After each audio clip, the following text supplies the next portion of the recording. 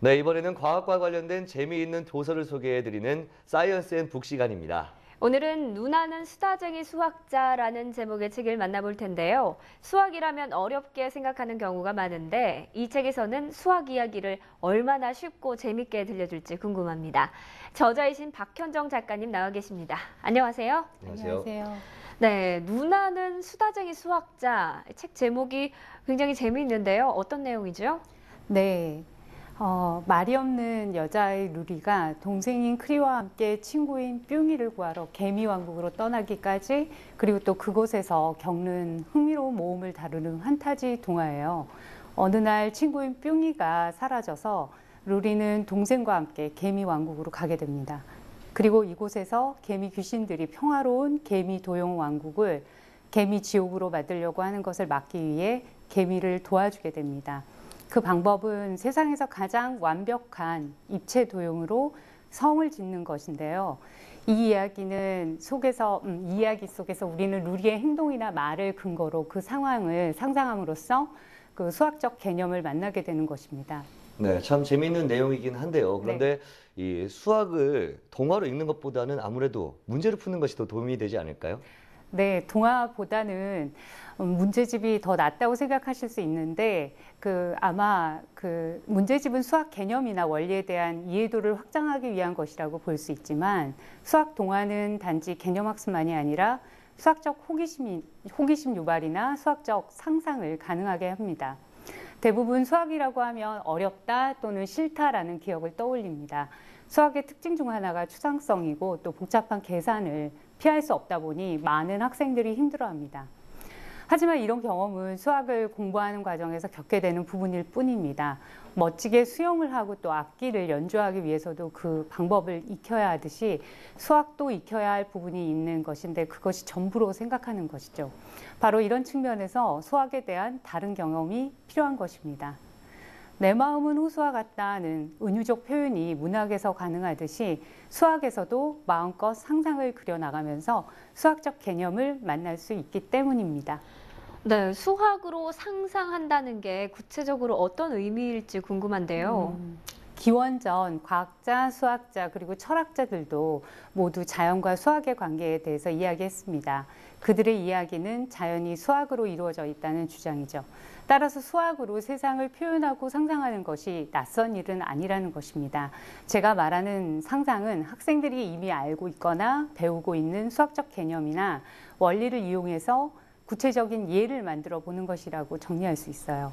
처음부터 혼자 하는 것이 어려우면 우리가 읽고 있는 책이나 사진, 그림, 물건이나 수학적 개념을 거기서 찾아보고 그것으로 다른 이야기나 형태를 만들어 보시는 겁니다.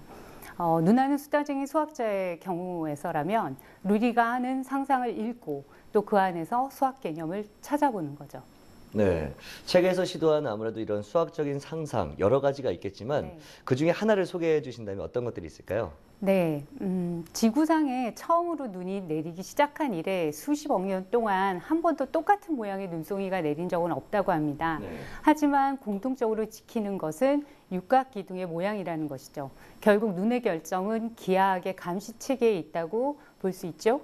그럼 육각기둥으로 루리의 모험 속에 구체화된 상상은 개미집입니다. 저는 눈의 결정이 아닌 개미 왕국에서 필요로 하는 집의 형태로 상상을 했습니다.